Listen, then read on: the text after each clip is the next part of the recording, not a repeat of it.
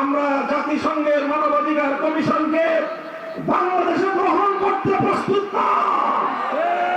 আজ এই সুন্দরগঞ্জের সমাবেশ থেকে স্পষ্ট বার্তা দিয়ে দিতে চাই, জাতিসংঘের শান্তির মানবাধিকার কমিশন তাদের সেই পশ্চিমা ইউরোপিয়ানদের সমকামিতা নামক অসভ্যতা নিয়ে বাংলার মাটিতে যদি কাজ করতে চায়, এদেশের তাওহীদি জনতা বুকের রক্ত দিয়ে সেটা প্রতিহত করে দেবে ইনশাআল্লাহ। আমাদের সুস্পষ্ট ঘোষণা হলো এই, পিন্ডির গোলামীর জিনজির ছিন্ন করেছিলাম দিল্লির দাসত্ব করবার জন্য নয়। 2024-এর আগস্ট মাসে আমরা আবার দিল্লির আধিপত্যবাদকে উৎখাত করেছি, ওয়াশিংটনের দাসত্ব করবার জন্য নয়। ডক্টর ইউনূস সাহেবের অন্তর্বর্তীকালীন সরকারকে আমরা বলি, আপনি অল্প সময়ের মেহমান, এদেশে একটি শান্তিপ্রিয় অবাধ সর্বজন গ্রহণযোগ্য নির্বাচন করবার দায়িত্ব আপনার। আপনি সেই নির্বাচন করবার প্রস্তুতি গ্রহণ করুন। এদেশের মানুষ যেন তাদের সত্যিকার ভোটাধিকার প্রয়োগ করতে পারে সেই ব্যবস্থা করুন। আমার রেমিটেন্স যোদ্ধা প্রবাসী প্রতিটি মানুষ যেন সারা পৃথিবী থেকে সকল প্রবাসীরা যেন তাদের ভোটাধিকার প্রয়োগ করে বাংলাদেশের অর্থনৈতিক উন্নতির ক্ষেত্রে তারা যেভাবে অবদান রাখছে, ঠিক তদ্রূপ ভাবে জনপ্রতিনিধিত্বমূলক রাষ্ট্র এবং সরকার প্রতিষ্ঠার ক্ষেত্রেও প্রবাসীরা যেন তাদের ভূমিকা এবং অবদান রাখতে পারে সেই পথ উন্মুক্ত করুন। এদেশের এই সকল কাজ বাদ দিয়ে আপনারা স্বল্পকালীন সরকার স্থায়ীভাবে বাংলাদেশকে মানবাধিকার কমিশন নামক পশ্চিমা বেহায়াপনার এজেন্ডা বাস্তবায়ন করবার যদি পায়তারা করেন, আপনাদের পরিণাম ভালো হবে না বলে আমরা স্পষ্ট হুঁশিয়ারি দিতে চাই। সংগ্রামী সাথী ও বন্ধুগণ, সেই সঙ্গে আমি বৈষম্য বিরোধী আন্দোলনের, ফ্যাসিবাদ বিরোধী আন্দোলনের সকল অংশীজনদেরকে উদাত্ত আহ্বান জানাতে চাই।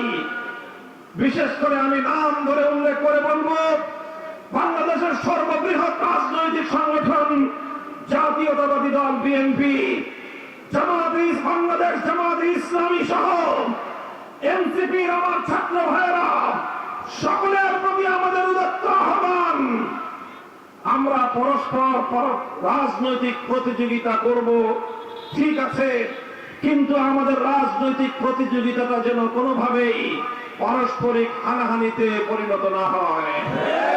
আমাদের রাজনৈতিক প্রতিযোগিতার সুযোগ নিয়ে বিগত 15 বছরের ফ্যাসিবাদ বিরোধী আন্দোলনের কোন অংশীজন যেন পালিয়ে যাওয়া দেশ বিরোধী, ইসলাম বিরোধী, স্বৈরাচারী, ফ্যাসিবাদী আওয়ামী লীগকে বাংলাদেশের রাজনীতিতে পুনর্বাসিত করবার কোন স্বপ্ন যেন কেউ না দেখে।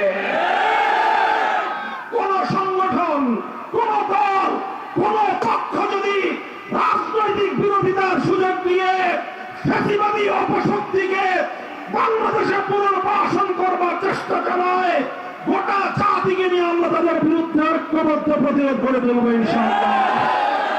সংগ্রামী সাথী ও বন্ধুগণ, ত্রয়োদশ জাতীয় সংসদ নির্বাচন অত্যাসন্ন। ইনশাআল্লাহ বাংলাদেশ খেলাফত মজলিস টেকনাফ থেকে তেঁতুলিয়ায় গোটা বাংলাদেশে তার প্রতিনিধিত্ব নির্বাচনের মধ্য দিয়ে আগামী দিনে দেশ এবং জাতির কল্যাণে আমরা ভূমিকা পালন করতে চাই। আমরা দেশ এবং জাতির সেবা করতে চাই। আমি আপনাদের কাছে একটি কথাই বলে যাই, যে আপনারা আমাদের মেহনতি মানুষের প্রতীক, রিক্সা প্রতীকে আমাদেরকে আপনারা সমর্থন দেবেন।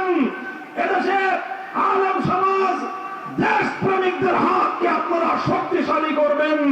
ইনশাআল্লাহ দেশ বিরোধী কোন অপশক্তি আর বাংলাদেশের স্বার্থ এবং স্বাধীনতা নিয়ে ছিনিমিনি খেলতে পারবে না।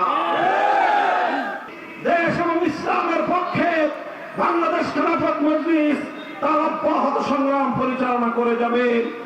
আমরা শেষবার স্মরণ করিয়ে দিতে চাই, বাংলাদেশের সৃষ্টির ইতিহাস যদি পর্যালোচনা করা হয়, স্পষ্টভাবে প্রমাণ হবে বাংলাদেশের স্বাধীনতা এবং ইসলাম এক সূত্রে গাঁথা।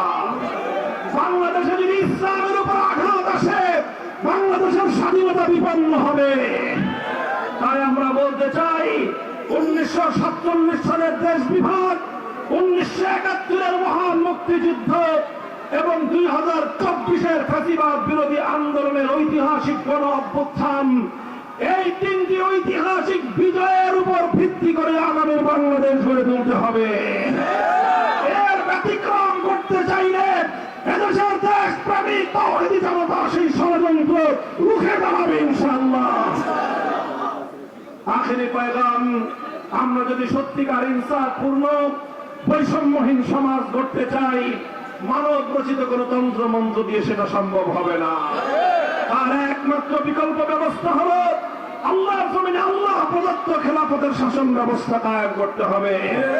এই জন্য প্রতিটি জেলায় জেলায়, উপজেলায়, থানায়, ইউনিয়নে, ওয়ার্ডে ওয়ার্ডে বাংলাদেশ খেলাফত মজলিস এবং তার সহযোগী সংগঠন বাংলাদেশ খেলাফত যুব মজলিস, খেলাফত ছাত্র মজলিস, খেলাফত শ্রমিক মজলিসের দুর্গ গড়ে তুলবেন ইনশাআল্লাহ আপনারা।